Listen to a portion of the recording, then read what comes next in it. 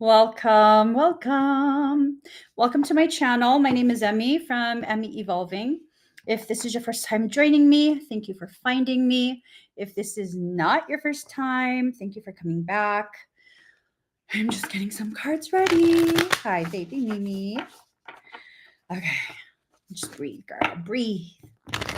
Okay, we're almost there, guys. Almost there. Oh, it's some good energy today. Something is massively shifting, and it is definitely shifting in your favor if you allow it to. Now, you're going to have to allow it. That's the key here. Okay. If you're not going to allow it, then no. Oh, no. Okay. Let me just get some cards from this deck. Okay. Let us get very much situated here. Okay. Whew. I feel so much potentiality. I'm feeling like a lot, actually. A lot of goodness. The goodness that I feel has to do with what you are being given the opportunity to decide for yourself. So if you're going to allow yourself to get to a point where you can see clearly everything that's designed to help you grow, if you can see that clearly, like this struggle, this hardship, these challenges that I'm facing, they're making me stronger, they're cultivating certain parts of my character, then it's going to be amazing because everything is happening for you right now. Everything. Okay. So let's see. Yep. I like that a lot, actually. Okay. That soul is warning you about something. Okay, so these two. Oh, okay. So here goes. So something is trying to contain whatever amazingness is heading your way. Whatever it is that's happening, it's something that is profound. It carries with it the potential for all sorts of future events, future potentialities, wealth, health, like everything. If you're going to revert back to the same old patterns, that's on you. Y'all, I can't even be nice about it at this point. I can't. I don't want to. I don't want to be nice about it. I'm just going to be blunt about it. If you're going to return back to those patterns, it is what it is. Okay. You're going to miss out on something really profound. And I don't know, for some people, not only are you going to miss out on something very profound, it's going to initiate a process that's going to be extreme for you. And I don't mean extreme in a positive way. Okay. This is about your soul recognizing that it's at a point where it doesn't want to wait anymore. It doesn't want to wait anymore. It doesn't want to just watch you continue to flounder. If you're going to kind of just find your rhythm, right? Because floundering is a type of swimming that's inefficient. It's something that is working against you rather than working for you. When you flounder and flail in the water, it's the same thing as swimming, except swimming is a focused type of movement. When you're floundering, you're using your arms, you're using your legs. When you're swimming, you're using your arms, you're using your legs, except swimming is very intentional. It can be second nature for quite a few people. Being intentional, living intentionally could be second nature for quite a few people. If you've done it for long enough, it is absolutely second nature. Floundering is movement, energetic expenditure that really is not achieving anything. It's fear-based. It's a state of panic. It's all of the things that are really just using up energy for no good reason, right? It's not to say that when you're seeing the potential to drown that you're wrong for freaking out. No, that's a scary thing. That's a very scary thing, actually. But is being scared enough? Is being scared enough? So I can swim, but I can't. It's crazy. It is. It's crazy. I can swim, but I can't. And what I mean by that is I can swim until I start to freak out. If I freak out, good luck, girl. You better make sure your big ass feet can touch the ground, the floor, because if it can't, um, start to freak out even more, right? So how does that help me? Years ago, I had just moved my brother to another house, and it just so happened that the house I moved him to had a pool. And, it wasn't anything fancy. It was an old pool, but it was a pool. It's still usable. So I remember I was like, okay, I really need to teach myself to swim at this point. Like, this is ridiculous. How old am I? And I still have a fear of water. I died in my previous life via drowning. So, yeah, it absolutely freaks me out. It triggers that. And I remember I was telling my son, like, yeah, it's still, I freak out. And he's like, oh, because you're probably trying to swim in the shallow water. If you go in the deeper part, because this pool goes up to 6 feet, then you'd probably be able to swim. And I thought about it, and it was true, because whenever I would try and tread water, my feet, the balls of my feet would hit the bottom of the pool. And then I would move awkwardly. And then, of course, I would sink. I didn't want to test it because I didn't want to drown. But I'm pretty certain, because I know myself, and I can follow the string to the next event and the next event and the next event. If I just went into the deeper water, I would absolutely be able to swim. Because I remember when I was a kid, I knew how to swim. Why? Because I was shorter. My feet wouldn't touch the floor of the pool. So I knew how to swim above water and below water.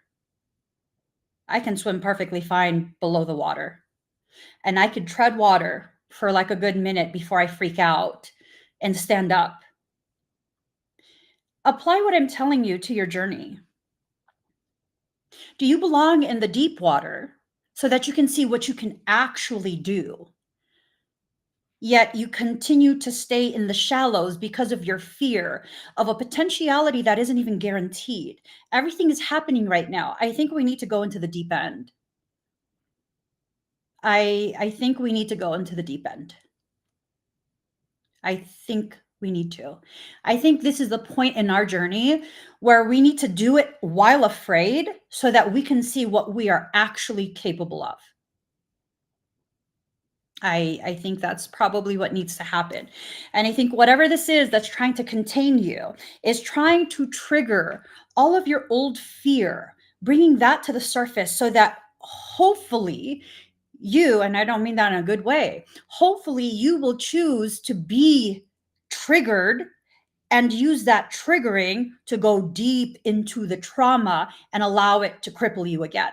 Because whatever this is that's trying to contain the greatness that you're expanding into, it doesn't want you to expand. Why? Because then you'd be untouchable. You would be what I consider unfuckwithable. You would. You would.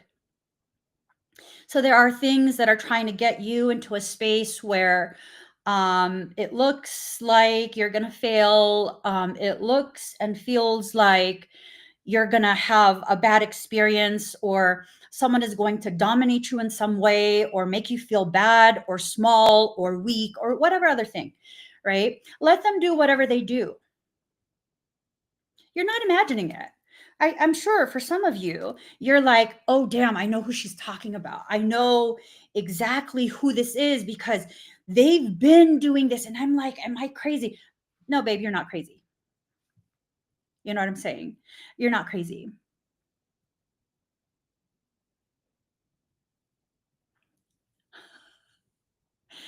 You're crazy. You're abso-fucking-lutely crazy. What does it feel like to exist in a crazy state like that? What does it feel like?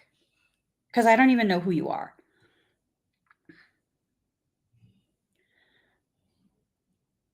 See, for some people, I'm telling you, the demonic shit, it's got a stranglehold on you and you like it or something. Because that's a nasty ass energy. That's a really nasty ass energy. Let me screenshot this first and foremost. Hold on.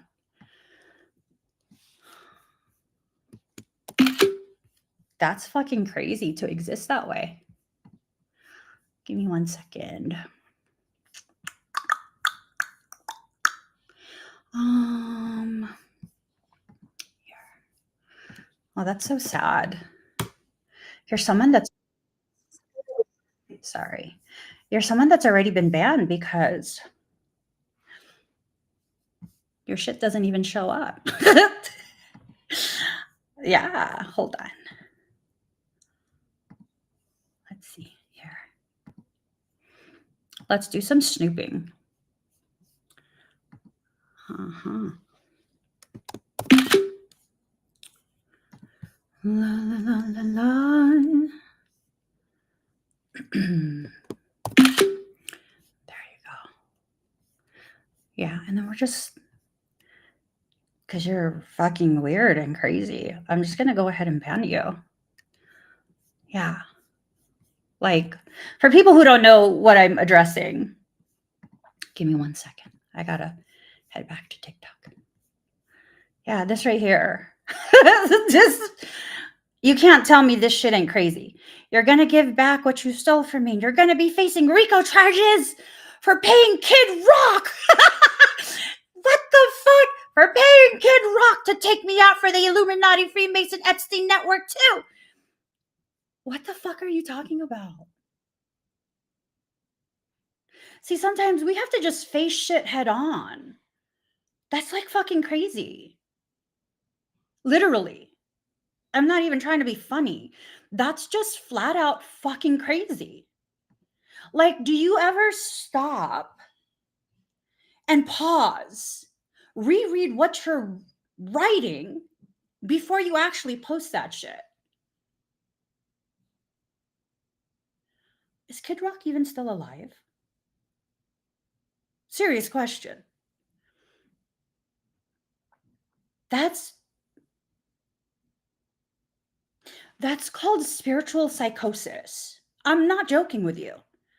Like, literally, that is a psychological thing that's happening to you. And I'm certain you really, truly believe whatever the fuck you're spewing. I'm certain of it. You actually believe what you're spewing. That's the scary shit. Okay, and I'm about to be really just blunt. Do you really think that you as a stranger, and I don't even know who you are, do you think I give enough of a fuck about you specifically that I would approach someone I don't fucking know and give them my hard-earned money that I could spend on my community and people that actually need help to fuck with you? Like, use your noggin. You need help. I'm not going to be the one to help you because you're saying some crazy ass shit pertaining to me that has nothing to do with me. I don't know what the fuck's happening in your life, but you need help. A lot of people are experiencing spiritual psychosis. That's evidence of spiritual psychosis. No, I'm not a doctor, but I mean, really, let's look at the definition of psychosis. Let's see. A mental health condition characterized by a loss of contact with reality. It involves hallucinations, delusions, organized thinking and speech, changes in behavior. I mean, holding a strong false belief that's not based on reality despite evidence to the contrary, difficulty organizing thoughts and expressing them coherently, acting in unusual or bizarre ways, such as withdrawing from social interactions or exhibiting inappropriate emotions, perceiving things that are not actually present, such as hearing voices, seeing objects that others do not. Spiritual psychosis. Spiritual psychosis. That's some real shit that's been happening to quite a few people. Now, I don't know why you would think I'm associated with any of that, especially why I would waste my precious time messing with someone I didn't even know existed. Maybe if you, oh, you can't now. My bad. You can't now. I was going to say, maybe if you put your full legal name, I'll have some idea of how the fuck you think I know you. I'm going to be honest. I really don't care. I don't care to know. Because whatever you're going through, I did not initiate it and it's not my job to fix it, but you absolutely need help. It's not my job to care about everyone, especially it is not my job or my obligation to give a single fuck about someone who's accusing me of something that clearly that's some serious fucking accusations. Do you know lying on a federal form is fraud? That's jail time for you, babe. You better make sure that you have actual evidence that is rooted in reality before you start accusing people of shit like that. I'm not offended. I'm disgusted by your energy. This is me expressing myself clearly in a healthy manner and showing you exactly where the boundary line is.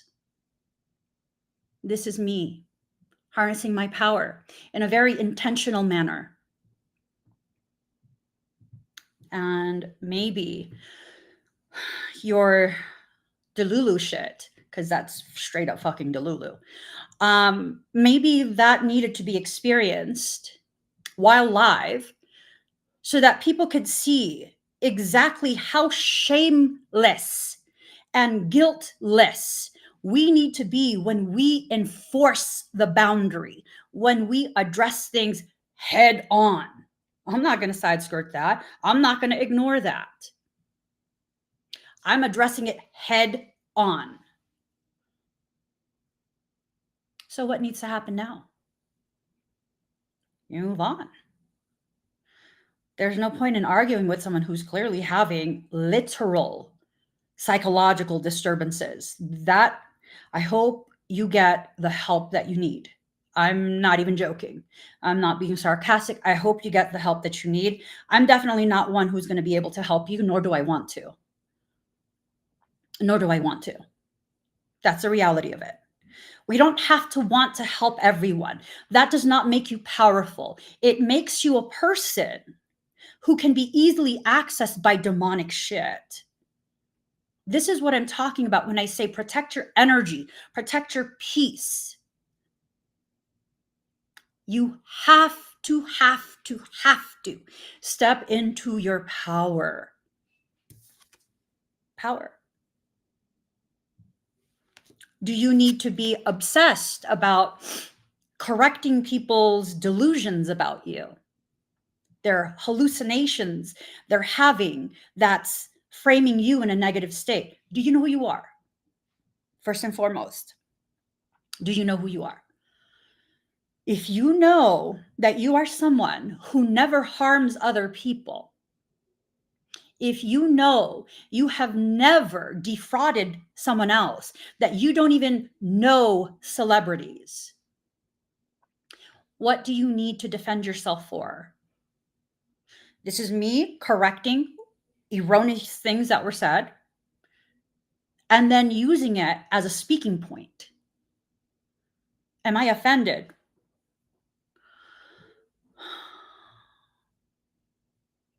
I'm offended more by the energy than what was said, to be honest. Like, that's just some nasty ass energy. That's what I would consider fully inhabited. Like, demonic shit is living inside that vessel. That's what I'm offended by. Like, I'm not even joking. That's kind of energy is fucking offensive. But am I offended by what was said? Well, was there truth in what was said? No. So do I need to waste time exploring emotions regarding something that's not even rooted in reality? No. So carry forward. That's all you have to do. Notice how it's been addressed, meaning push that shit off to the side. It don't belong in your lane. And then we carry forward. That's some crazy shit though. Matches the energy. I'll tell you that much. It straight matches the fucking energy. I don't play with that type of energy. I'm very quick to like, nope, fuck out of here. Yeah, I'm good. I'm so good.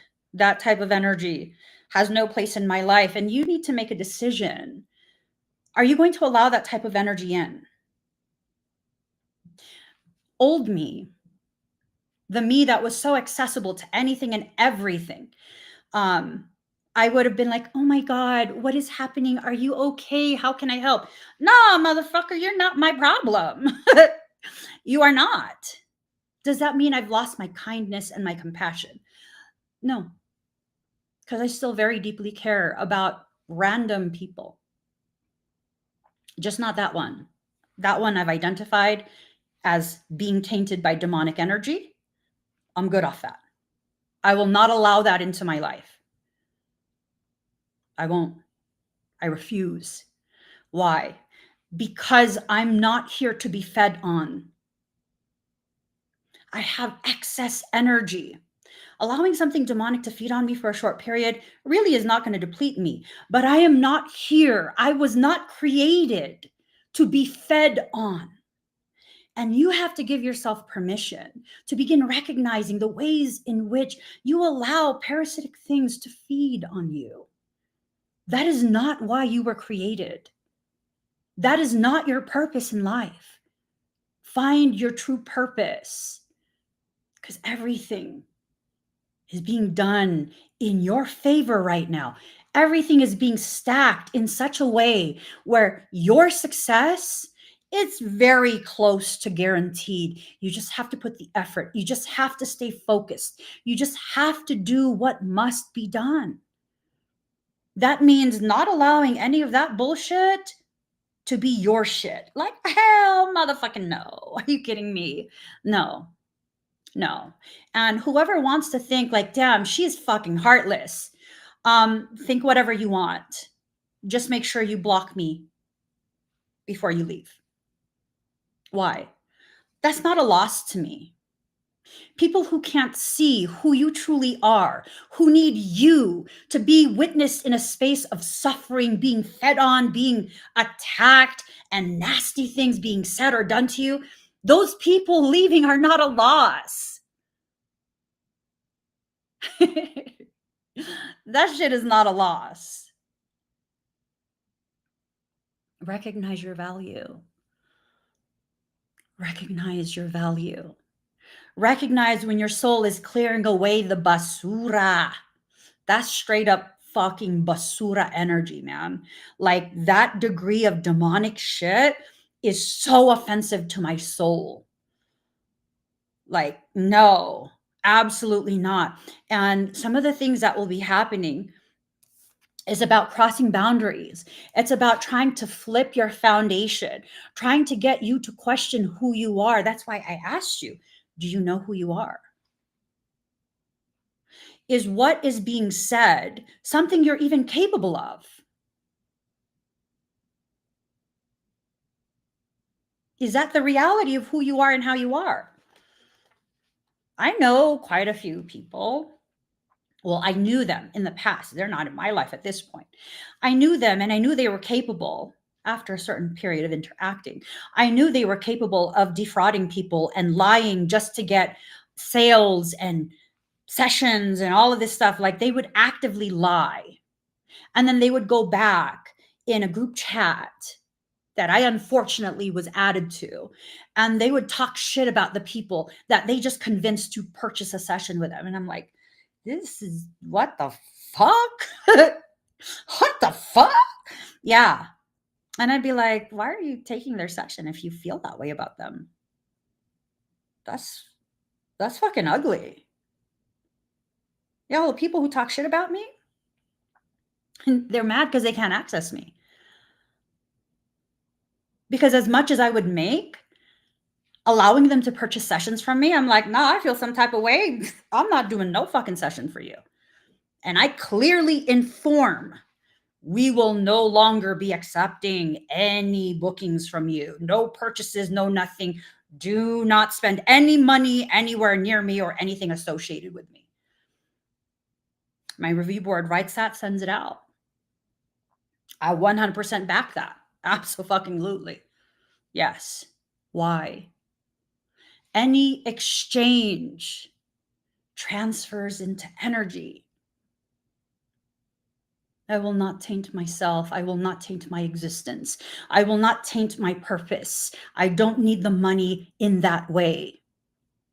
I keep my space clear for people who truly have the capacity and the willingness to allow me to help in the way I can help. You cannot buy me.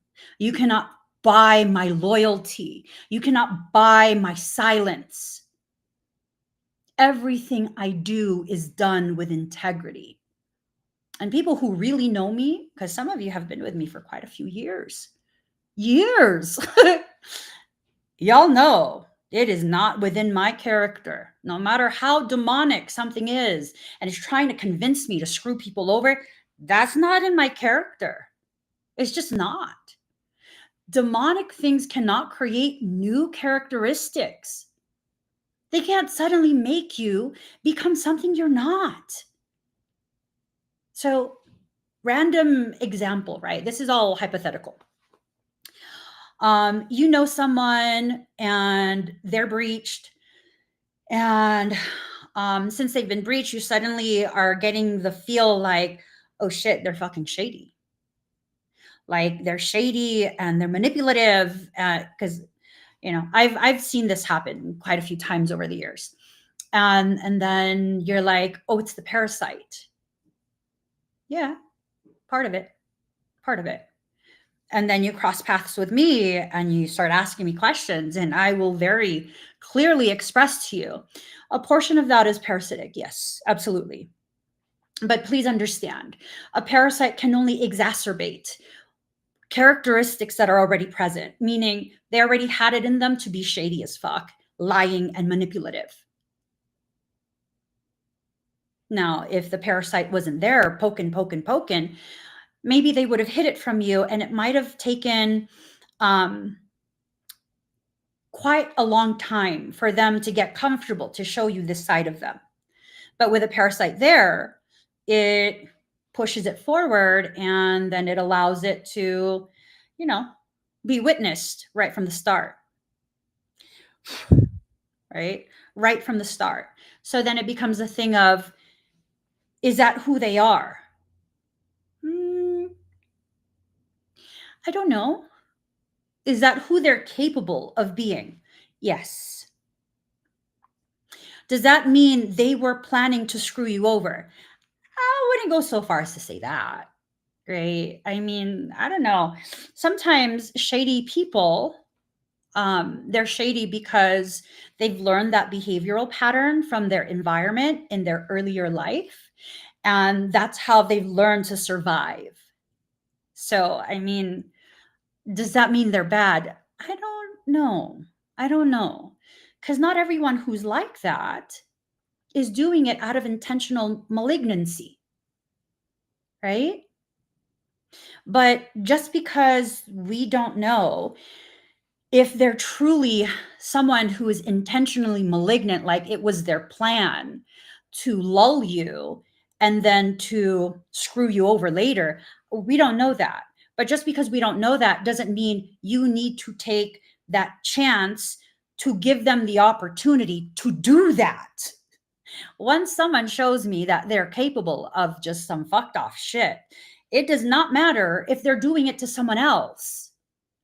You showed me everything I needed to know, because really, I'm not that fucking special. I am not that special that I'm going to sit here and confidently believe that of all the people in the world, I'm the only one you wouldn't screw over. I'm good. My very small inner circle, they've never been shady. They've never talked shit about other people to me, around me. They've never plotted like, the moment I see that, I'm good. I'm so fucking good. I'm good. I'm not like that. I can't be around people who are like that. I'm very, very sensitive to my environment. What does that mean? If you're like that and I allow you to be around me for a prolonged period, the reality, there's a potentiality your behaviors that are disgusting might become normalized to me. I don't ever want to be like that. So I'm good. But I mean, how are you being a good friend? First and foremost, I need to be a friend to myself. I need to protect myself. I need to keep myself inaccessible to things that I don't want to become. That's not selfish. That's not being a bitch. That's having emotional maturity to understand and accept people are who they are. And if it's not compatible with what you need, with who you are, it just needs to be let go. It needs to be let go. It doesn't mean they're bad people. And this is how I was able to come to terms with it. Me walking away is not me saying you are a bad person. It is me recognizing this is not healthy. And maybe with me absent, you can find someone who you can be very healthy with. It's just not me. There's something in me that would probably cause you to feel comfortable enough to try whatever yucky stuff. And I'm good. I'm very good. I'm sure you're a good person, but I don't know that you would be good to me. So I'm good. Give yourself the opportunity to process what your soul is trying to communicate. There's a reason this information is coming out in this video and you are watching it. I don't know the reason. I don't know what you're going through. And I don't know exactly which portion of all the stuff that I've just said is actually applying to you, your journey, your growth. It's not for me to know. It's for you to explore and see exactly how this fits in. It's time for you to step into your sovereignty. As you step into your sovereignty, these efforts to try and derail you, to try and get you to see yourself, your journey, your process in such a skewed manner, it's going to decrease in its intensity. I have found that parasitic things will go buck fucking wild right as you're about to level up. Why? Because they become desperate in trying to keep you in that lowered space where they can still access you. They see you rising, they feel you rising, and they become desperate. Anything and everything to try and bump you back down. Stay focused. Stay focused. Allow yourself to recognize what's happening here. Your soul's giving you advanced knowledge of something that's about to take place in your life. This is probably going to be difficult.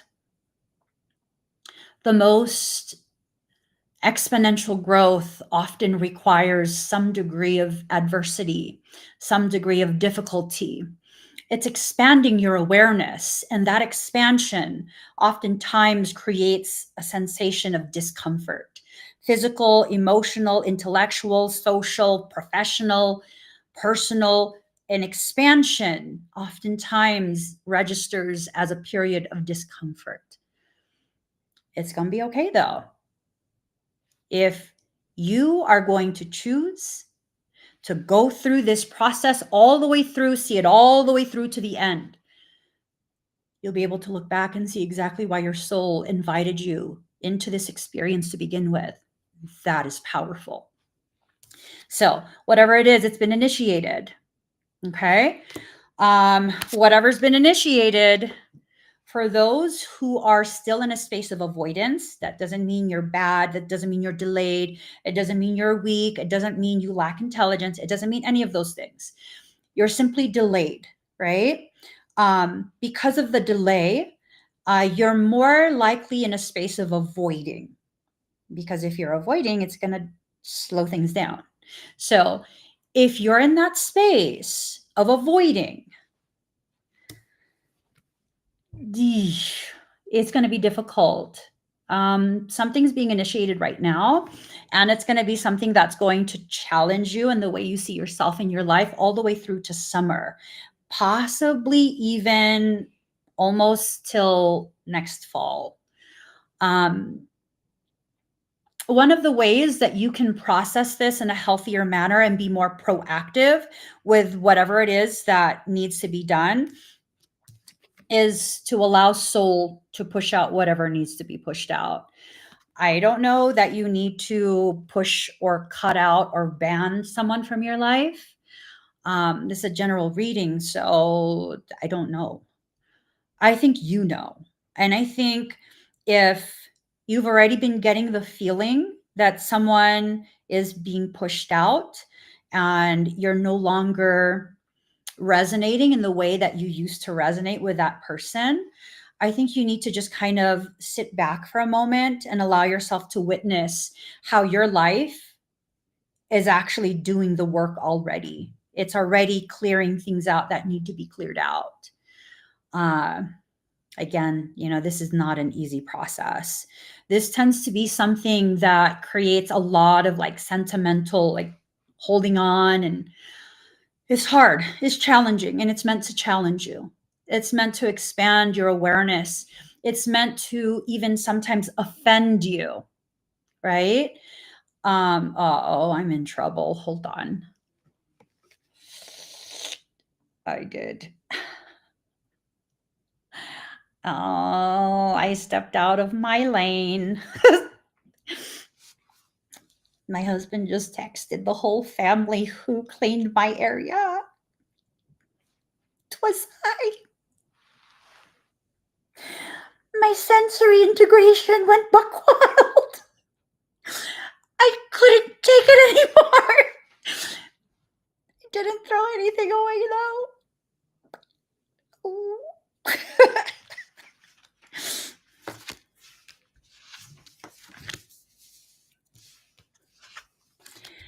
I'm waiting for him to respond.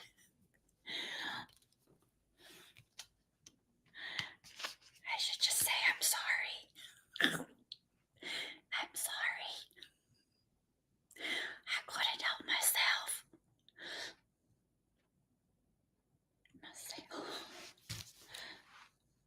It is what it is. It's nervous laughter because nothing's funny right now. I'm in trouble. Because you know damn well if you tried to clean my office, I'd be real fucking bad. I did not throw anything away though. I knew not to throw anything away. Just gonna, I'm gonna do? I'm gonna put on some lashes. Because he thinks I'm adorable with lashes on. And he can't stay mad at me for too long when I have lashes on. Ooh, he's mad. A new start is coming. So, man, with the moon looking like this means like a lot of stuff is you're not going to be seeing it in advance. Yeah. I think for some of you, there's the potentiality of feeling blindsided. But okay, so here, I want to give you kind of like a little tip to help you navigate that feeling. So if something happens and you're like, oh my God, life absolutely blindsided me. I didn't see this coming. Okay, pause. Just pause for a moment. Did you really not see it coming? Because as I was going through all my husband's stuff and trying to organize stuff, oh, I absolutely saw it coming. And I was like, this is too much. Because my senses, I was like, no, I have to clean this. Yeah. But I saw that coming. I didn't want to feel it. I didn't want to acknowledge it. I didn't want to recognize that feeling of, girl, you better just stay in your lane. Better just stay in your lane. Right? I didn't want to. But if I look back, I'm like, yeah, no, I was already like feeling, oh, he's going to be like, who touched all my things?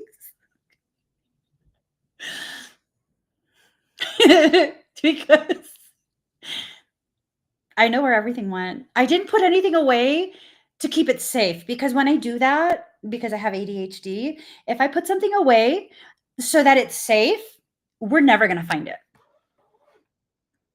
Ask me where my wedding ring is, my first one.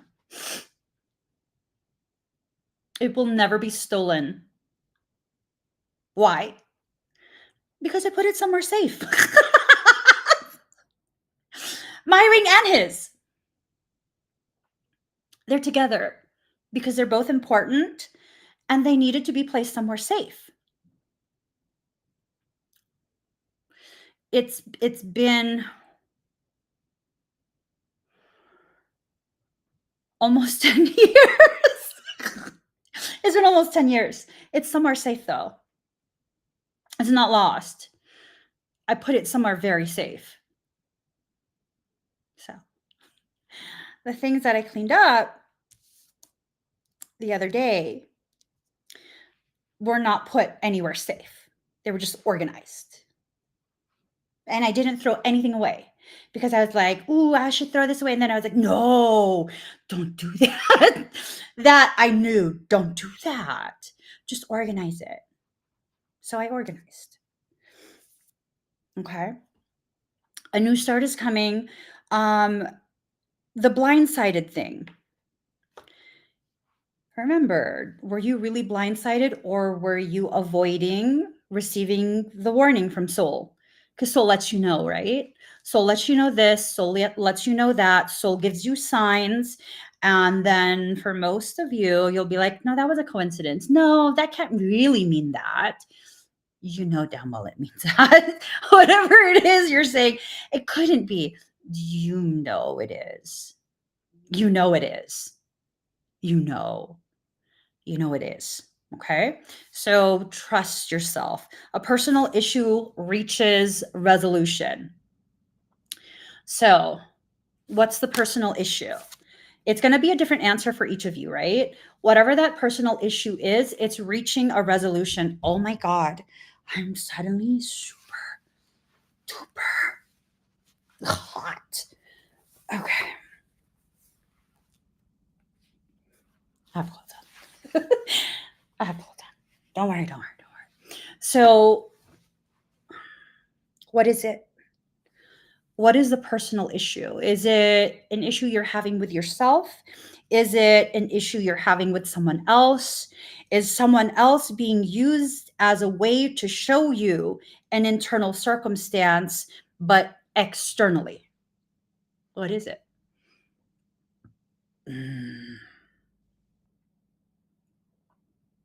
Ask yourself. I don't know the answer. Ask yourself. And whatever that is, whatever part of your perception of yourself, whatever part of your journey, whatever it is, okay? It's some negative view you have about yourself, and it's time to release it. It's time to let it go. Let it go.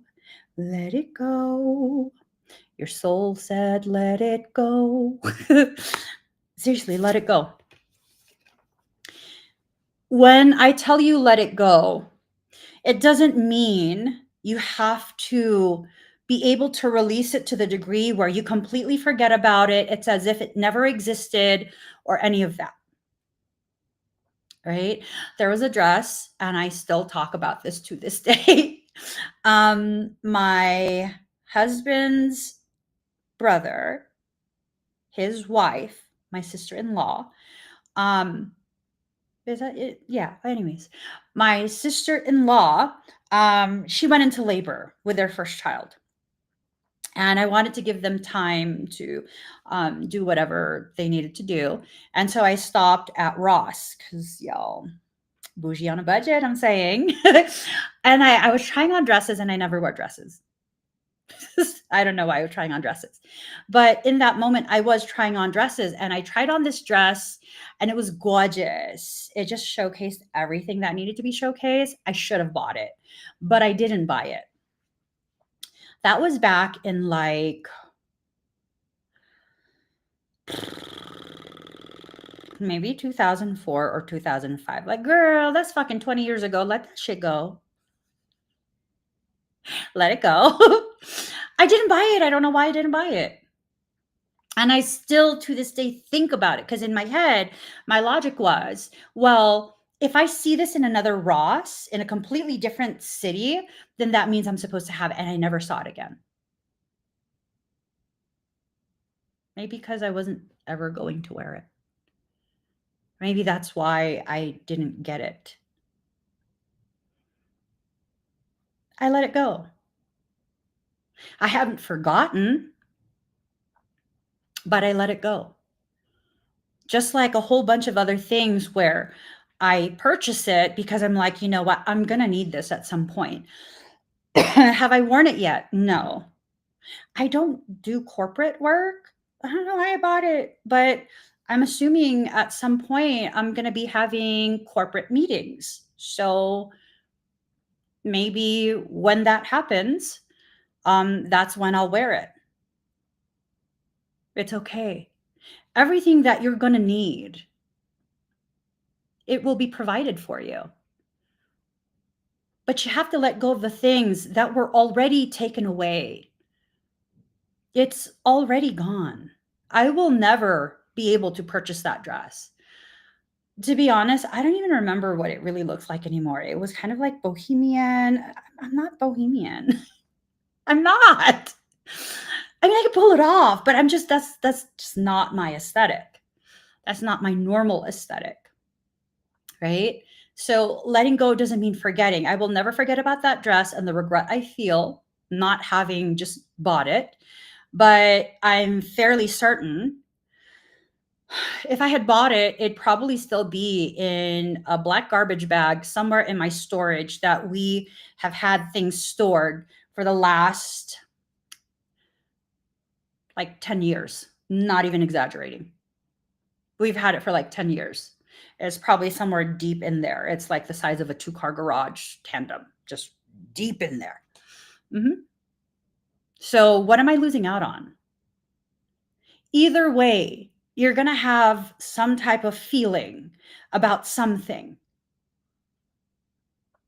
Do what your soul is telling you to do and have whatever that feeling is.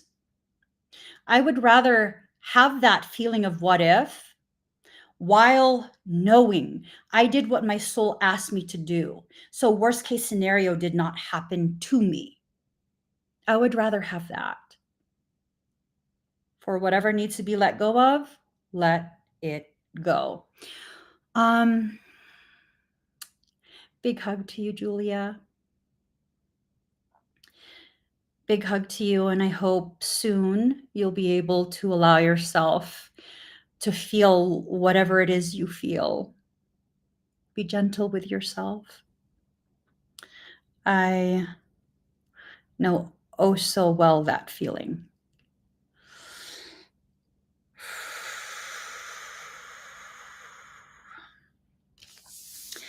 It took me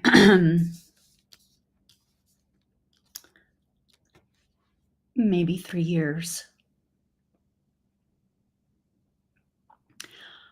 to accept that feeling in the pit of my stomach. It took me about 3 years to admit to myself that my mom had actually passed away. Yeah. So I hope that you don't wait as long as I waited. I think it might have been the most compassionate thing I could do for myself at the time. But I look back and I recognize all it did was really prolong such intense pain. We all cope and grieve in different ways. And I hope as you grieve, you can have as much compassion for yourself as you need. So it's a lot. It's a lot. A time to give rather than to take. It's time to receive. It's time to allow yourself to receive the compassion, the support, the empowerment, the love. I think for many of us, we're so accustomed to being the source of that for everyone in our environment that we've convinced everyone in our environment that we don't need that. Yes, you do.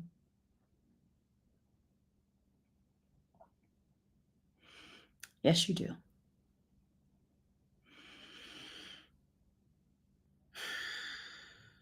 Mm.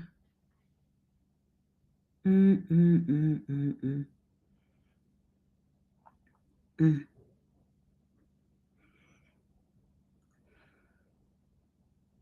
Mm.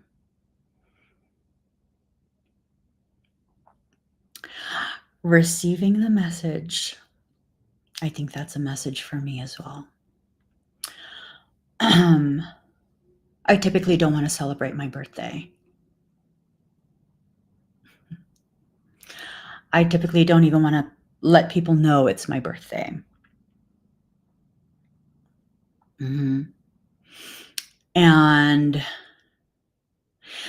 I would say this year, um, this year's birthday was the bestest birthday I've ever had. I went to the gym this morning and they were like, "What'd you do for your birthday? Did you go anywhere?" And I was like, "No, we stayed home." This is what I do. I stay home. And she was like, and I was like, "It was amazing." Why? Because I didn't allow myself to enter into this awkward space of emotion that people are focused on celebrating me. And when I say people, I mean my family, right?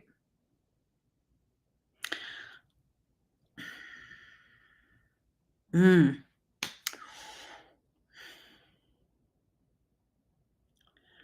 Oof. This year, everything is going to be different. It's the start of a completely different life for me. Why? Well, because I just realized right now I've entered into a space where I now will openly receive and very clearly see I am as worthy of love, respect, support, friendship, consideration as I give to others freely, openly. I'm no longer separate from that group. I'm part of it. And if you can get to that space as an empath, where you recognize you're part of the group that you love so deeply, and so therefore you deserve that depth of love from you. It's not even about, well, I do for them and they need to do for me as much. No, it's about letting yourself love yourself to that degree, right? Mm. Mm-mm-mm. My birthday was yesterday.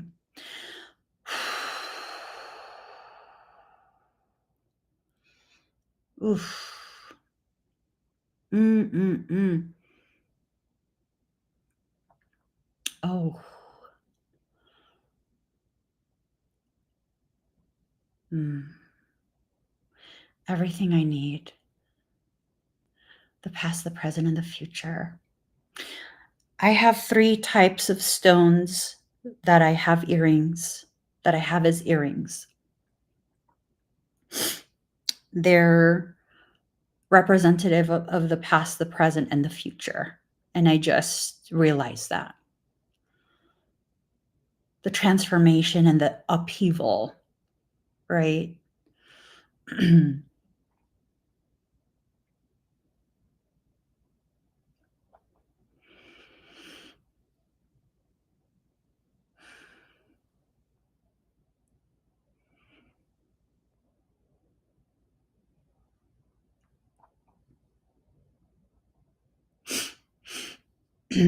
For those of you who have been with me for some time, you've heard the story of the Moldavite earring. It still really upsets me. Like, really upsets me. I was wearing my Moldavite earrings and I love them. I love them. My husband got them for me along with my Moldavite ring. I think for like my 43rd birthday or something like that. And I love them. And then one day, it felt like something flicked my ear really hard. And I wanted to make sure the earring was still on. So I touched it from the back and I felt the back of the earring. And I was like, oh, it's still on. And we continued riding our bikes through this state park. And the pathways that we went through was full of gravel. And after maybe an hour, I was like, you know what? And I touched the front and my earring was gone. And we looked for like an hour or longer. I was so upset. I was so upset. I didn't lose that earring. It was taken from me. I was upset about that. I felt like a violation of my person, of my property, a violation of my boundaries.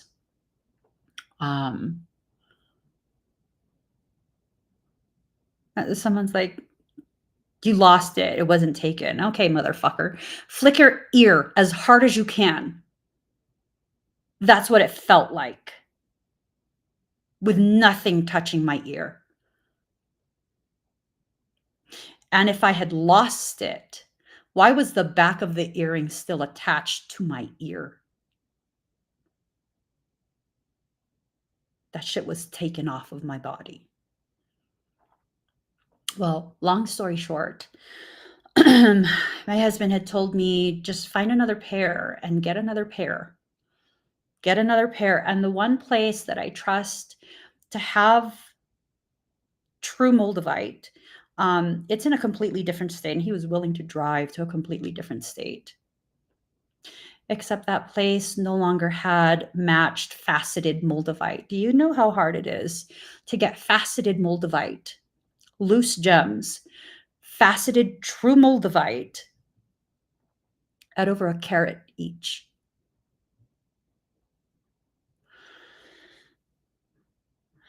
It's fucking impossible.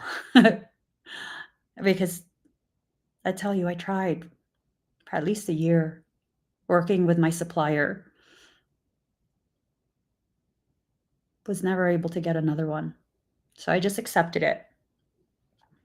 And then yesterday,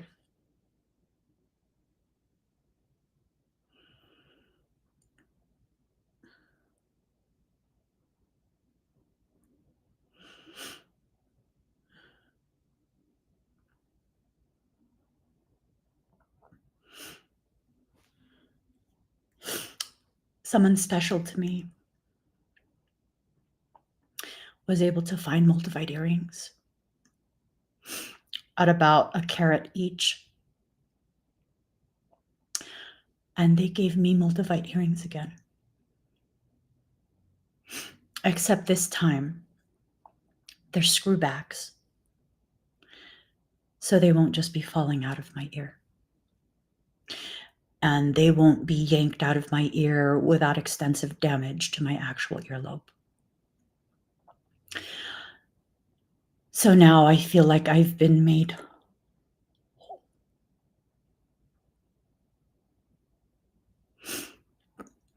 that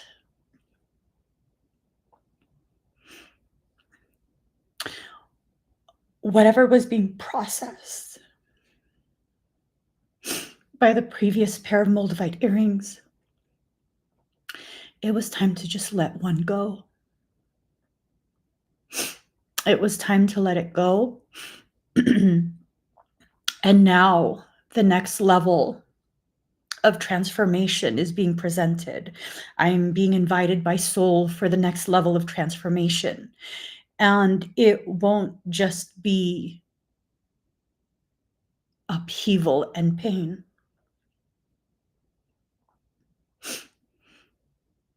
It will be paired with amazingness. I have several pairs of moissanite earrings that are true moissanite. And then my husband also gave me alexandrite earrings.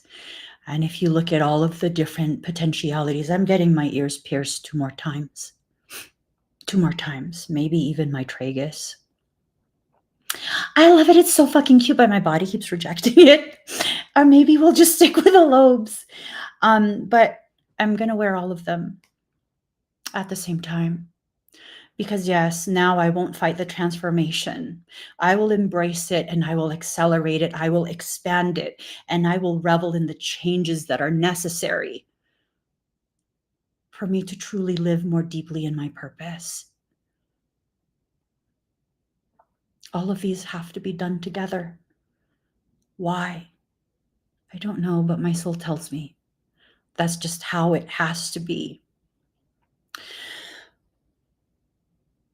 Some things you won't understand. You just won't. But you have to accept it and you have to let go so you can move forward. And when you need that thing again, I promise you, somehow it will find its way back to you, maybe in a different form, maybe from a different person, but it will find its way back to you. So flow through your life. Allow it to happen. Allow it to unfold in the way it's intended to unfold. I can't do the top lobe. My cartilage, I had my cartilage done before, and then I woke up one day and I was like, where's my fucking earring? And I thought it got yanked out. Like it got caught on something while I was asleep, except the back and the post was still there. And then I freaked out and I got up and I looked in the mirror. Somehow the ball of my earring got sucked beneath the skin. So it was literally my skin and then the post. And as if that wasn't bad enough, my mom told me that I was just going to need to sit down and she would yank it out my ear. And I was like, you're fucking crazy. You have health insurance. I'm still covered. I'm going to the ER. And she said, you're being weak. You're being dumb. My mom was blunt. And I was like, well, you're just being crazy. So I went to the ER and they went ahead and they put lidocaine. This is before I developed my deathly allergy. They put lidocaine and motherfucker didn't wait long enough. Put lidocaine, that shit hurt. And then he just ripped it out the back. So I had literally like the size of the tip of a pencil of a hole in my fucking ear. And I was like, why would you not wait? And they're like, oh, sorry, we're very full. Yeah. So fuck that. I'm not doing that again. And then my tragus, it just keeps rejecting it. So I mean, I don't know. Maybe it needs to go deeper. Don't play with yourself, girl. Don't play yourself. You know, this is going to do the same thing. The end of a tough cycle approaches. So all of this hardship that you're experiencing, all of the emotional upheaval, it's the last part. I promise you, it is the last part. Let it happen.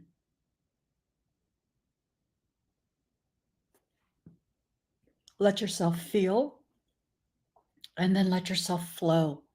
Acknowledge how the upheaval, how all of that old stuff that's coming and rising to the surface is making you feel, and then just flow.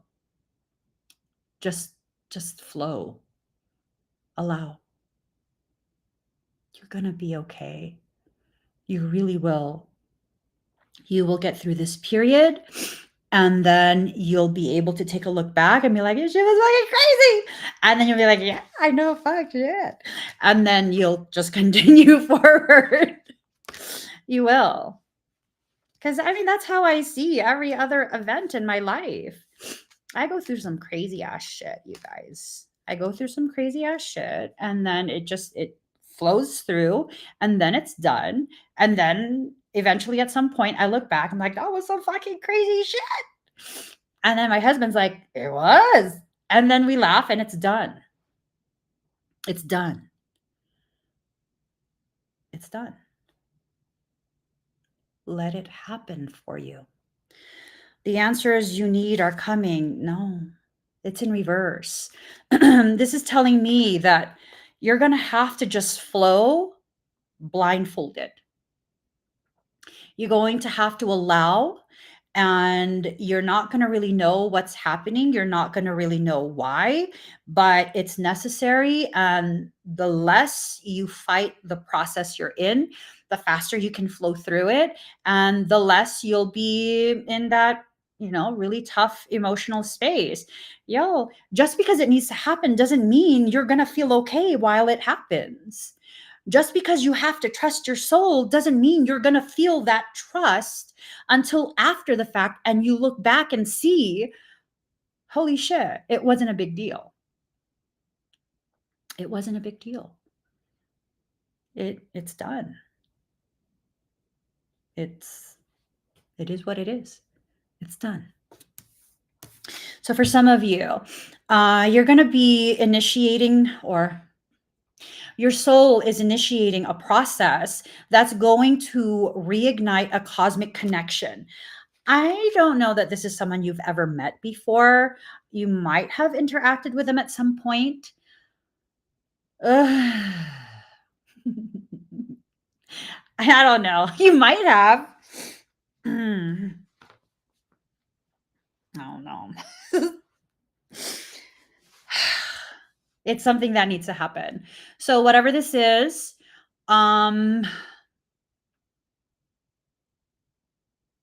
whoever this is, it's someone that needs to be in proximity to you, right? So for some of you, you have a Palladorian contract that's being activated, and that's what this is how this person is connected to you, through a Palladorian contract. I'm not talking about people who are stalkers. I'm not talking about people who are disrespectful intentionally. I'm not talking about people who you've known in the past and have treated you poorly. Like, fuck those people for real. Don't let them back in. Deadbolt that and nail it shut. Take off the doorknob too. Don't let those people back in. Okay. So for those of you whose Palladorian contract is coming online, it's going active. It's intense. It's intense. Seriously, it's an intense thing, because a Palladorian contract is not just a soul contract. It's something that feeds into the collective whole. It doesn't feed from the collective, it feeds into. So for example, a soul contract that is like karmic, soulmate, whatever, right? Twin flame type thing. Those tend to just be soul contracts, planetary contracts, all sorts of different types of contracts. But those can be renegotiated. Those can be canceled out. You can write addendums. All sorts of different changes can be made to those. You can choose different details, things like that, right? And that's not a big deal, because really whatever that contract is, it's been entered into specifically for you to learn something personally. It's really just for you, right? Maybe for you and whoever else is involved. 1, 2, 3, 4 people, who knows? But it's a lower scale type thing. A Palladorian contract is something where this has been put into play. It's been agreed upon many lifetimes before this one. And it doesn't just affect a handful of souls who are personally involved in the circumstance. This is something that will be witnessed by many, and it will greatly impact the trajectory of that collective learning. So you can't just, you can't just be like, yeah, I don't feel like doing it now. Good luck with that. Because it's taken multiple lifetimes for all of those different filterings to factor in and cultivate the type of environment that's necessary to really push whatever this agreement is. You can't renegotiate that. You can't. It's not something that's allowed. It can't be canceled. It can't be renegotiated. You can't add addendums. You can't do any type of changes to it. You have no say in whether or not you will experience that. You simply get a say in the intensity of the experience, the details of what causes that intensity. But everything else, no. Me being displaced and transient, I was effectively homeless for about 2-3 years. That's part of the Paladorian contract. I couldn't avoid that. Why? It's the very thing that led me to sitting here in front of you right now. My entire journey since 2016 is digitally documented through thousands of videos. I would say maybe 6,000 to 8,000 videos. Do you understand the ripple effect that's happened by simply witnessing me in my most authentic spaces, in spaces of vulnerability, just by witnessing? Allowing myself to be witnessed is my Paladorian contract. The reason my business is successful, meaning viable, is so that I have no excuse but to do just this. From the time I wake up to the time I go to sleep, this is all I do. This is all I do. Whether it's paid or not paid, it's irrelevant to me. This is literally all I do. That's my Paladorian contract. You guys have sometimes witnessed, you don't really know what's happening in the conversation between myself and my soul, between myself and Michael, and you're seeing me becoming visibly upset. And then, of course, I start crying and I don't want to live stream. I want to shut it off. Yet there I am, still in a space of extreme vulnerability, processing emotions that I don't want other people to see. Why? I'm not allowed to turn that live stream off. Why? It's part of my contractual agreement with all who ask to witness a process. And most of the videos, I leave it on.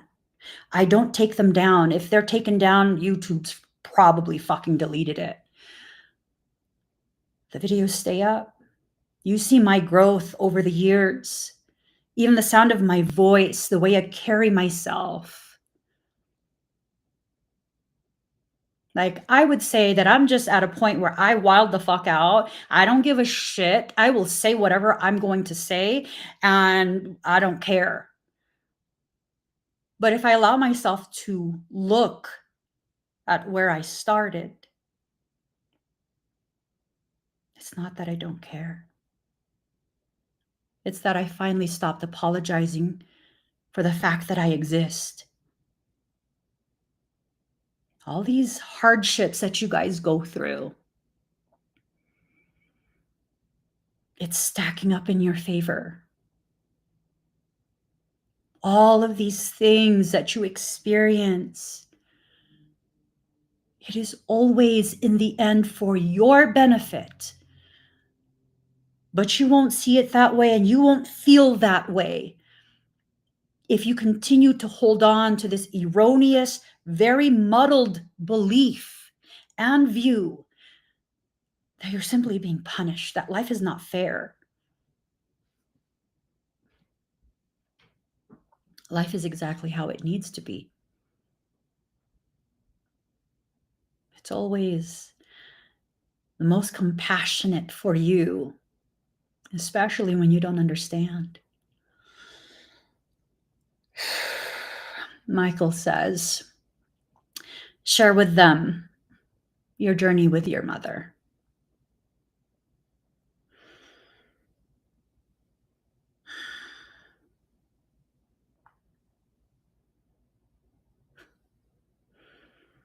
In 2016, my mother got sick. She had a stroke while we were on the road, and that started an entire process, prolonged process that lasted for about 3 months. I basically was living in the hospital with her at that point. And it had such a devastating effect on me and my health, to the point where I was going to give myself a buzz cut, but my husband caught me trying to sneak the clippers into the bathroom. And he, instead of telling me not to,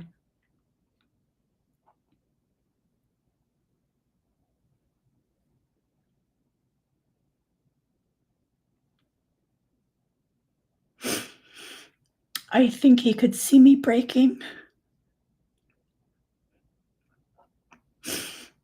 And he went into the bathroom with me, and instead of telling me, don't do that, he asked me if I wanted him to help me with the back, with cutting the back of my hair. And I let him know that this was something I had to do by myself. And he said, okay, let me know if you need me to help you with the parts that you can't see.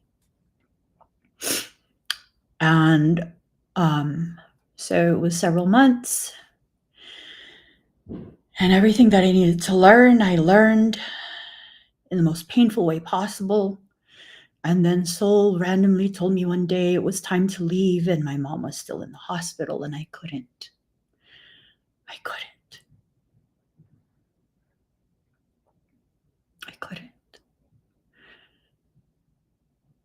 And so my last day there in California, I went into her room in the hospital, and she didn't know who I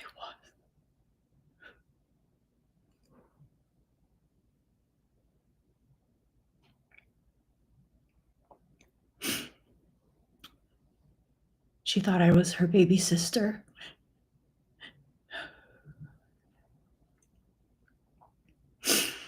And it was at that point that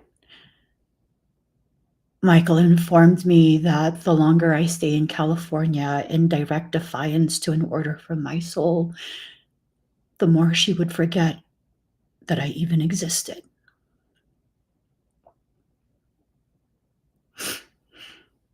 And that broke my heart.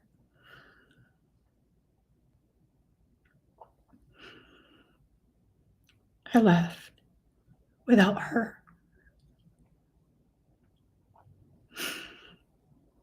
I left and I grieved her because I knew I wasn't coming back. I had no intentions of coming back. And I was gone for like 3 years. No forwarding address, no phone number, no social media, nothing. I was gone. My entire family, I had them all change their numbers. No one knew where we were. So several years go by, and one day I have a dream that I've woken up in the middle of the night, and I see myself laying in my bed, and there's a newspaper on my nightstand. And I sit up in bed, and Michael says, read that. And it was my mother's obituary. And I was angry at first, and I was like, what do you want me to do? And he's like, are you sure? Are you truly sure? Because once you decide this, you can't undo it. I believe it was a Tuesday. He let me know with enough time to arrive, if I chose to arrive, to say goodbye before she died. She was supposed to die that Friday. So I dropped everything and I sold the one thing that was the most valuable to me. It's a sword I made for my husband. I sold it for like $5,000 privately so that I would have the money to be able to go to California to see my mother before she died. So I went to California.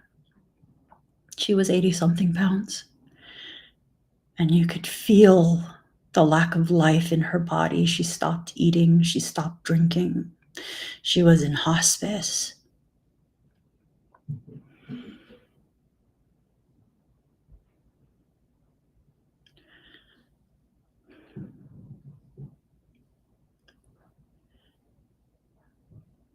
And then I told Michael, I'm not ready.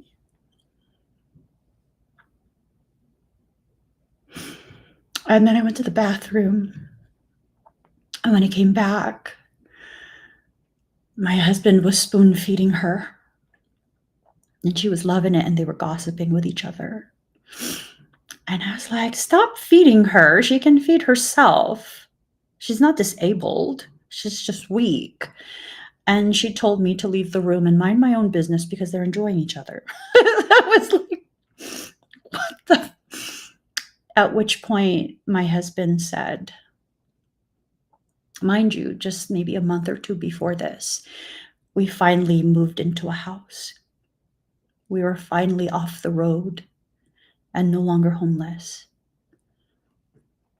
And my husband said to me, whatever you need, if you want to come back to California to take care of her, we're coming back to California with you.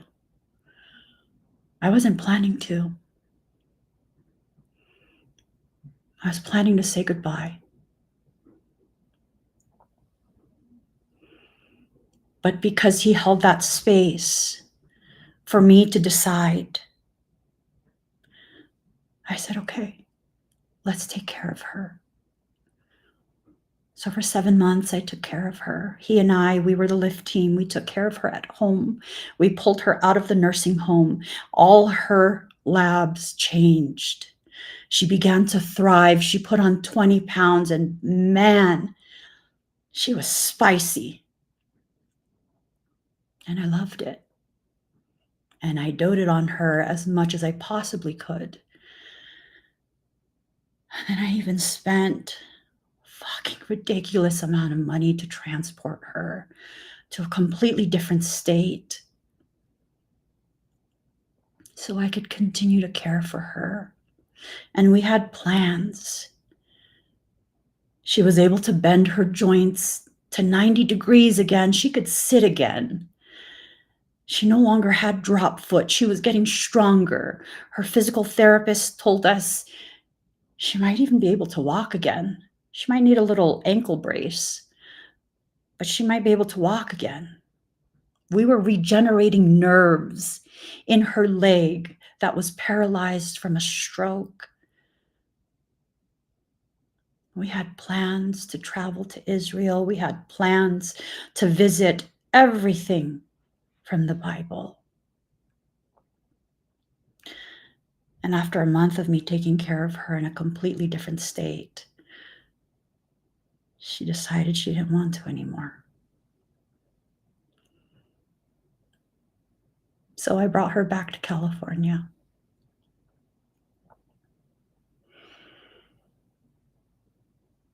And I flew in a few times. And the last time I flew in, I told her, okay, the next time I'm going to see you is in 2 weeks.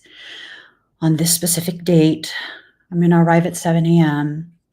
and I'll be able to stay the whole day. I'll fly out at night again.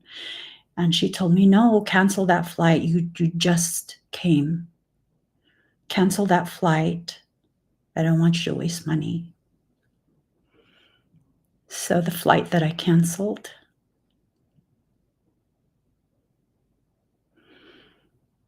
It was 7 a.m. My first session started at 9. It was 7 a.m. and my brother called, and he never calls. And he said something happened, and if we're going to come, we need to come now. My family moves with military precision. We can be out of a dwelling 30, 40 minutes and on the road.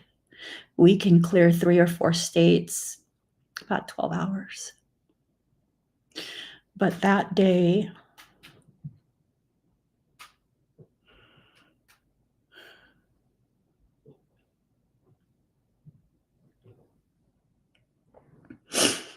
it still feels so unfair.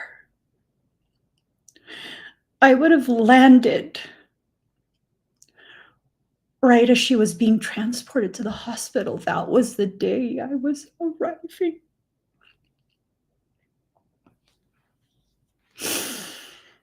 She told me to cancel it.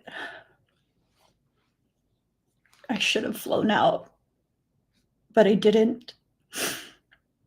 I didn't want my husband to travel that long ass distance. It was like an 18 or 20-hour drive. I didn't want him to travel that alone with our kids. I don't know what happened. I knew at 7 a.m. we didn't get on the road till like 4 or 5 p.m.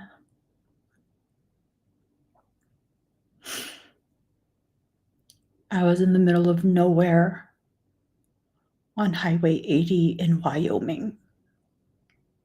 And as the sun was starting to set, I felt her leaving her body. And I was texting one of my besties like, she's dying. I can feel her leaving. And she told me, maybe you can ask her to wait.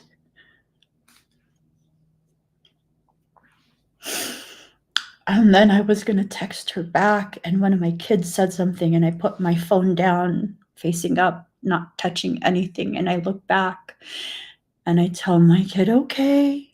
And then I pick my phone back up, and a text was sent without me touching the phone. And it said, I go now.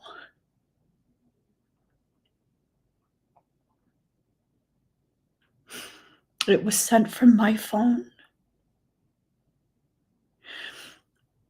And I was like, she's gone.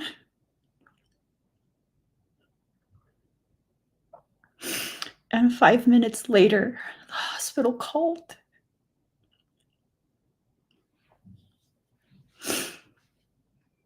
She died. It was part of my Palladorian contract to not be present when she left.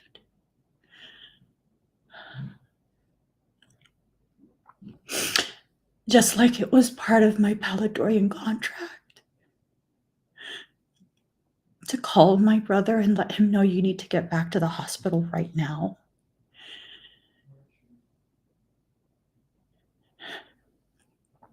As soon as he arrived, my mother was gasping for air. She was gasping and gasping. And he looked her in the eyes and said, it's okay. I'm going to take care of all my siblings. We're going to be okay. You can let go. And so she nodded her head and immediately had a heart attack. I wasn't supposed to be present because I couldn't let go.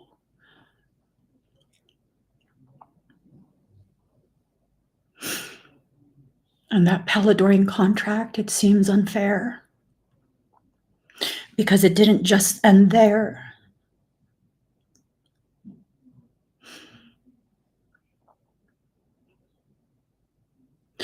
That was the event that initiated my brother's heart failure.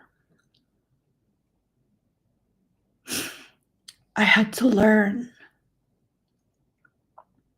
to never violate someone's free will. And I say that because my mother was supposed to die in 2016.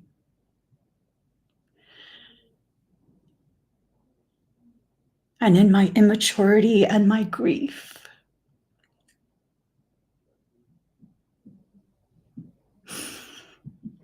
I'm very ashamed to share. I bound her to her body and created a fence that nothing could breach. Her parents came, her grandmother came, and I wouldn't allow any of them near her.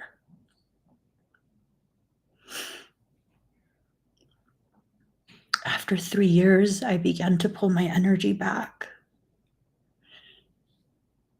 And that's when she began to fade and was put into hospice.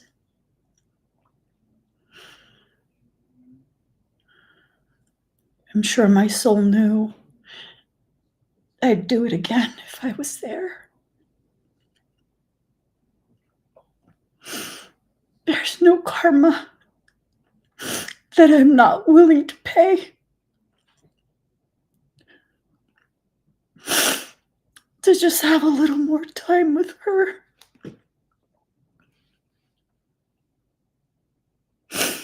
And so I wasn't allowed to be present. And I think that was the most compassionate thing ever. But to make sure that I learned one of the most difficult lessons in this life, 6 months after she died, my aunt, who's like my second mother, her sister, she died of the same exact thing.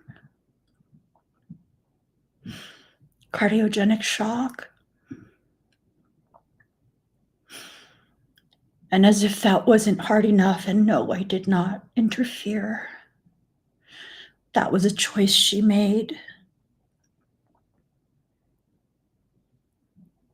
And she refused to wait for me to come back as well. I was able to see her one more time, but she didn't wait for me to come back. Just a few days later, 6 months after that, my brother suddenly developed end-stage heart failure.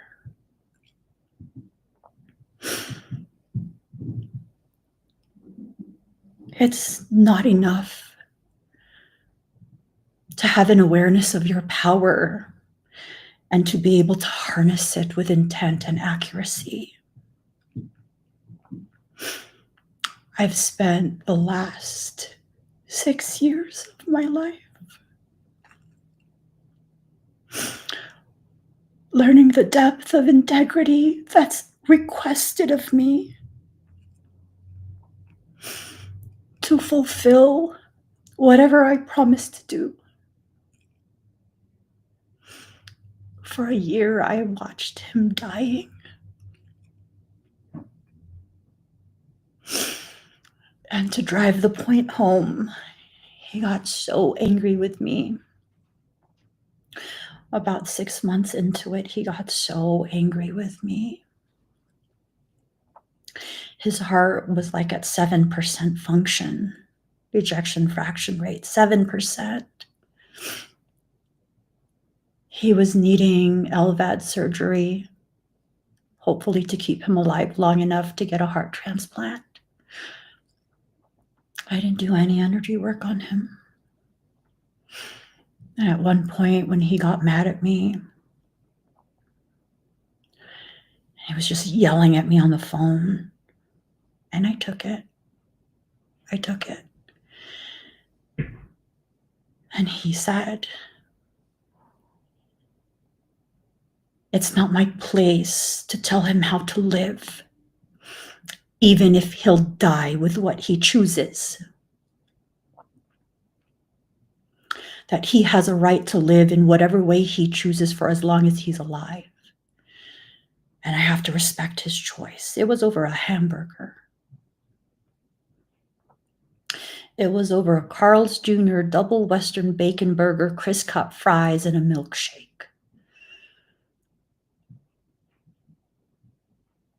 And he was so angry. And it was at that point I realized he's right. It was never my place to try and force him to stay alive. I was tasked to facilitate and support his decisions. He'd made me his power of attorney. That doesn't give you ownership over someone. And trying to micromanage someone's decisions when they're already in a space of vulnerability, already so disempowered. I learned. With grace, I learned. You don't violate anyone's sovereignty, even with good intent. If he wants a burger, give him that fucking burger. If he wants fries and ketchup to go with it, give it to him. Yes. After about 15 minutes, he'll have difficulty breathing.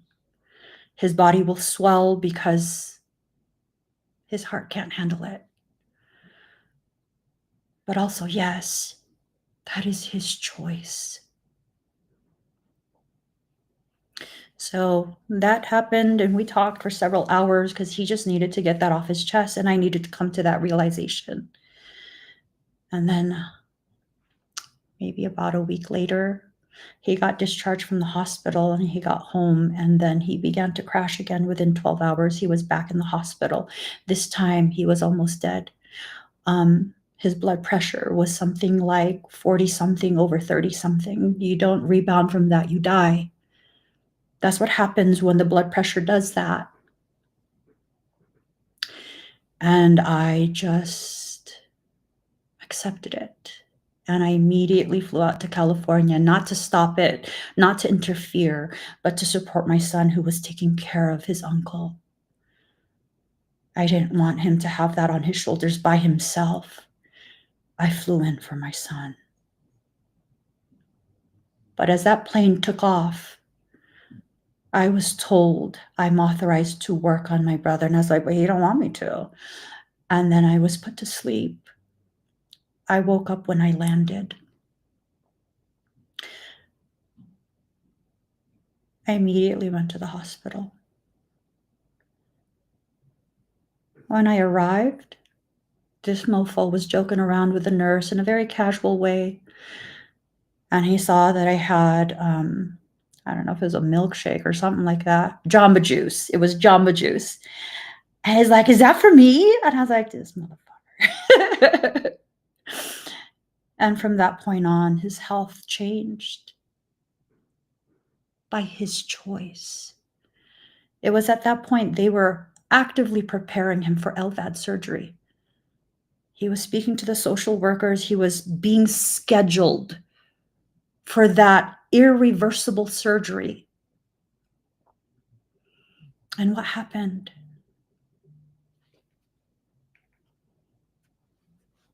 There was such a marked improvement in his health that they said, let's pause for now.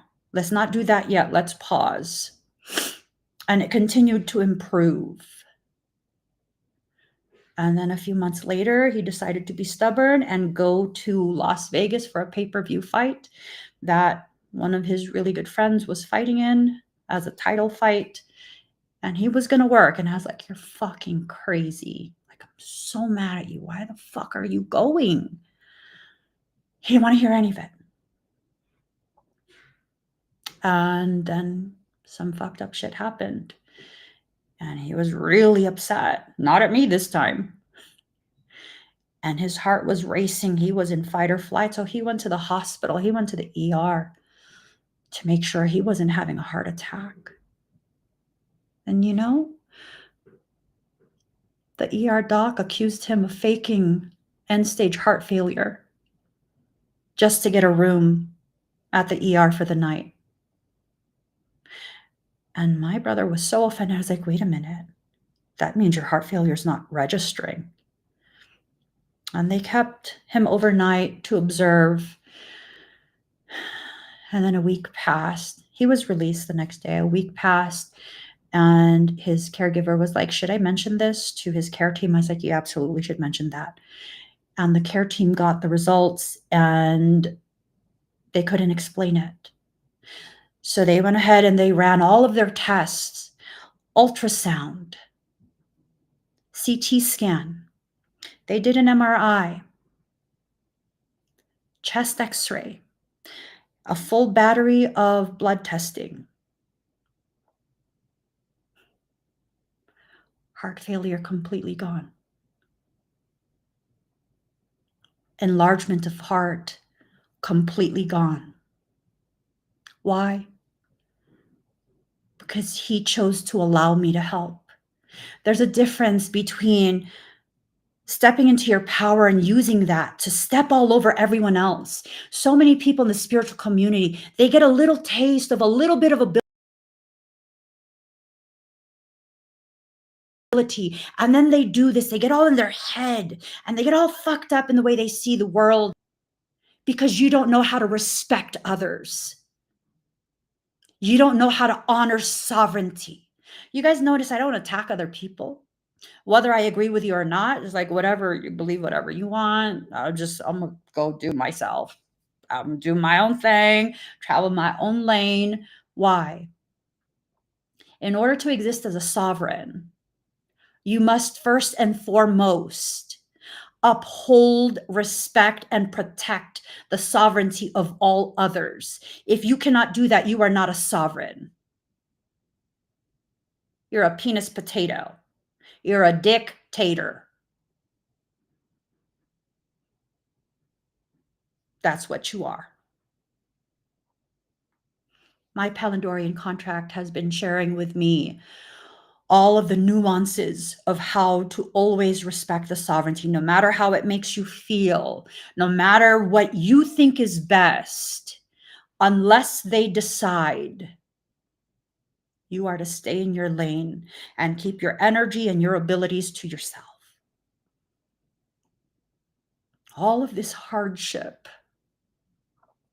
all of this heartbreak that I've personally experienced being caregiver to multiple family members who are in active stages of dying. It feels unfair to my human self. But I'm not just a human. When you look at it from an elevated perspective, you understand. You see with clarity, you are being taught something that cannot be learned short of what you are experiencing right now. You can't learn it just by forcing it. You can't make it happen. You have to allow your soul to present you the opportunity, because at that point, your soul has carefully, very carefully made sure every single detail is exactly as it must be. And yes, some of those details will feel unfair. Some of those details will feel unnecessary and just flat out fucking mean.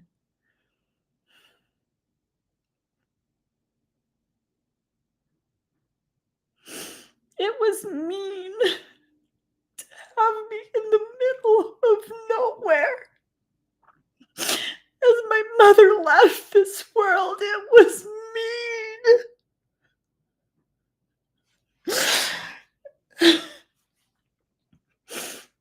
I helped so many people. The one thing that I wanted.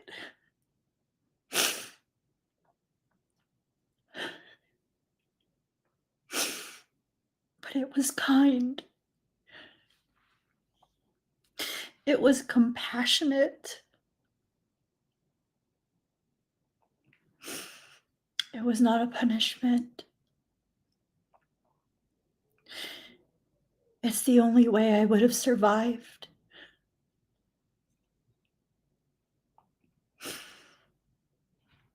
I am an elevated manifester.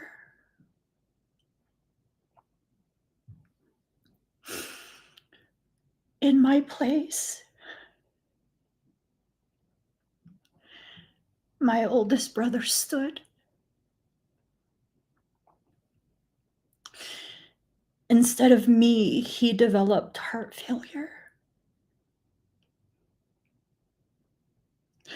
So I can see it as it was mean to have my aunt die and then my brother get so sick. Or I can see it for what it is. He stood in my place because I would not have survived that. And my children need a mother. My husband needs his wife.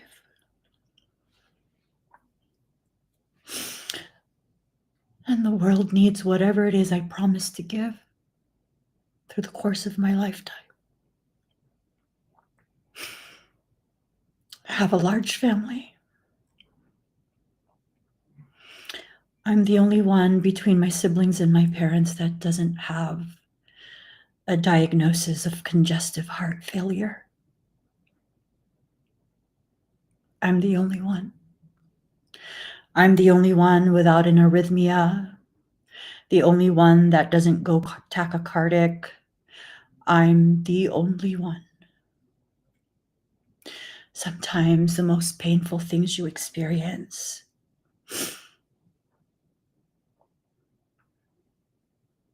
are the times when your soul is protecting you from yourself. Everything is stacking in your favor.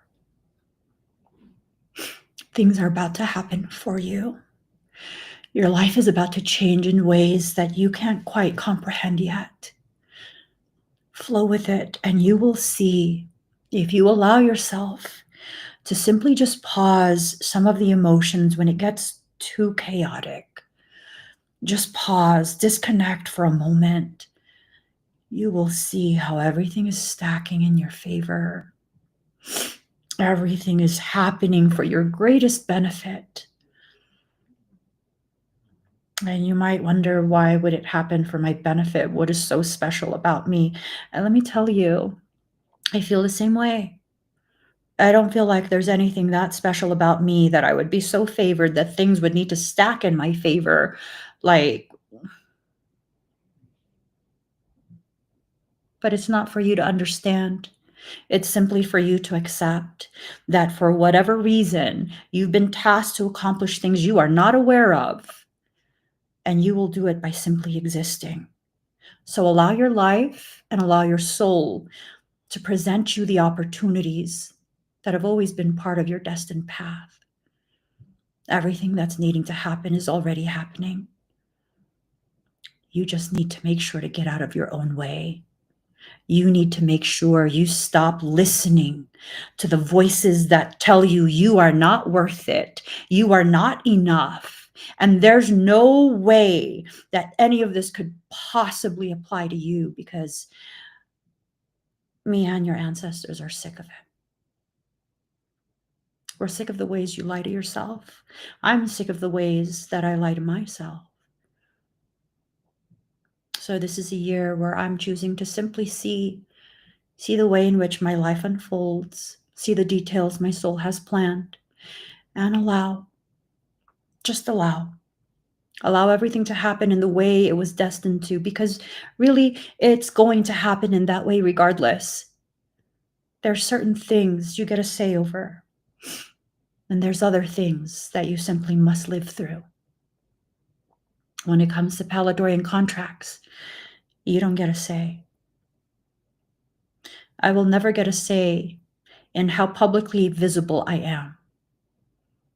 I accept that now. And as I accept that, I then give myself permission to just be me. I don't give a shit who I offend. Is it my intention to offend? Nope. Do I intend to be hurtful or harmful to others? No. Okay. So I will never allow myself to see myself as a bad person. Yes, I accept that some people will see me and receive me as rude, as blunt, as out of hand, as not knowing how to act right. That's fine. But this is my space and I share it. So I will act however I choose to act in the moment, because it is only ever me who has to accept the consequences of what I allow. So now I'm free to just be myself. There's no more weight on my shoulders. I don't have to pretend to be some character just so I don't offend whoever is going to be offended. I used to do that. In the very beginning of being publicly visible, I used to do that. I used to try and be so careful about offending people. Guess what? They were still fucking offended. Offended because I exist. Too fucking bad. Now, these days, too fucking bad. I'm going to continue to exist until my soul has nothing left to say. And then I go back home. And then I come back here again. And if people have a problem with it, take it up with God. I will always honor whatever my soul needs to say. Whether it's uncomfortable or not, I will always honor it at this point. And if you can get into a space where you can begin honoring yourself to that degree, the pain that you feel, the struggle you go through, kind of just goes away. Kind of just stops. And you get held in a space where everything you do, it's in full alignment with whatever needs to happen in your life to cultivate the aspects of you that need to come forward. You know, those parts of you that you're so ashamed of? Those are the most powerful parts of you. No, Emmy, if you just knew it. I do know, though, because I've been through the process myself. I do know. That's why I'm telling you. You know, the way that I think and the way that I express myself, I often hear from you guys. There's so much wisdom. It's profound. You say the most mind-blowing things, like, oh my God. I'm just like, I'm just fucking babbling. I don't understand. What do you mean mind-blowing? Half the time I'm fucking around. Like, I don't understand. And they're like, do you never watch your own live streams? I don't. You know why I don't? Because my entire life, when I speak this way, when I speak the truth, when I share the depth of my thoughts, the people in my life who were present then, they would drown in my words and feel averse to me. So I learned to be quiet. I learned to feel ashamed of simply thinking differently than other people.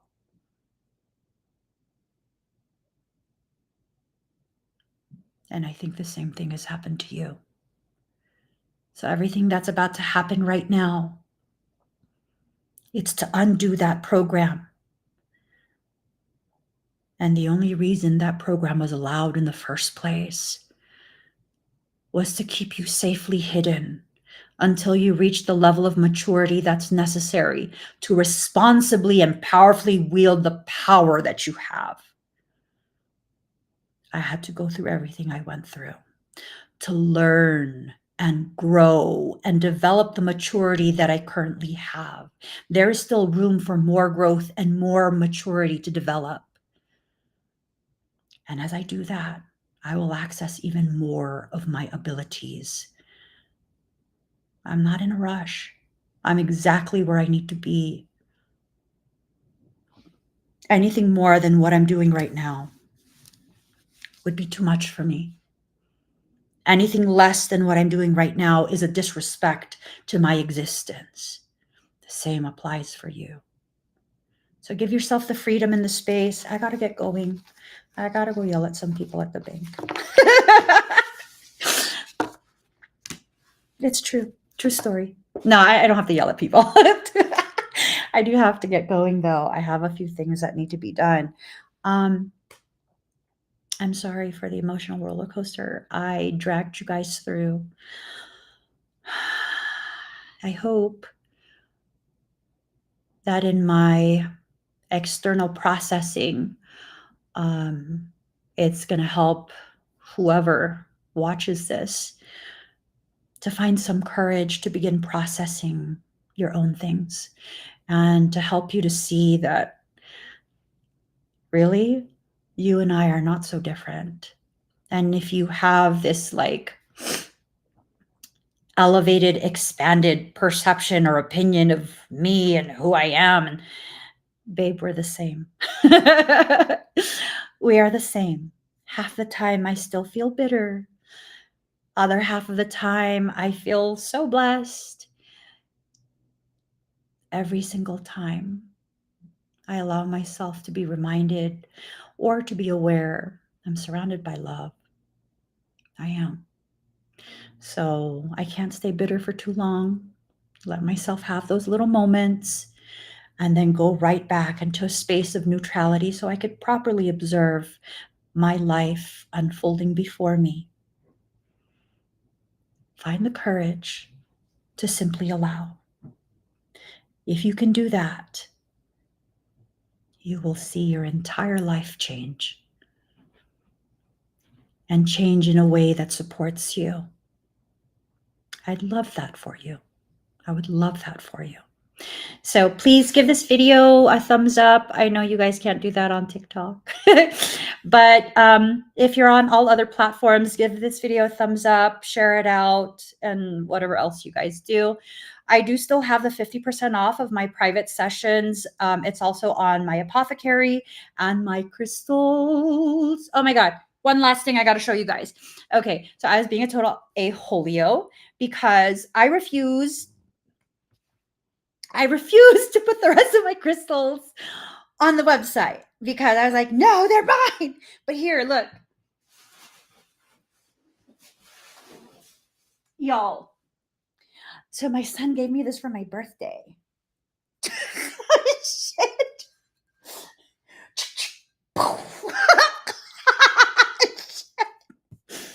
So now, I was telling my personal assistant, like, okay, fine. I'll put the rest of the fucking crystals on the website. Fine. I'll let them go because I need to make space for this guy. I'm telling you, keep it tight on the shoulder. See, grip. Poosh. I'm saying. So, if you guys are looking for crystals, you've been waiting for me to load more crystals. So fucking huge. It's ridiculous. If you're waiting for me to load more crystals, I will. In the next few days, I will. And they will still be 50% off along with all of my private sessions. This 50% off applies to payment plans that are initiated while the coupon is active. So if you're going to initiate a payment plan and the sale is no longer active, it's not going to work that way. The sale has to continue to be active in order for you to get that. So me and my newborn need to go. We must go now. I hope you guys have an amazing rest of your day. I'll see you again very soon. Bye, everybody. Oh, for those on TikTok, you simply go ahead and go to the link in my bio on TikTok, and you'll be able to see this coupon. No coupon code needed. It just automatically removes 50%. Y'all, my apothecary, 50% off. Fucking crazy. Extractor salve.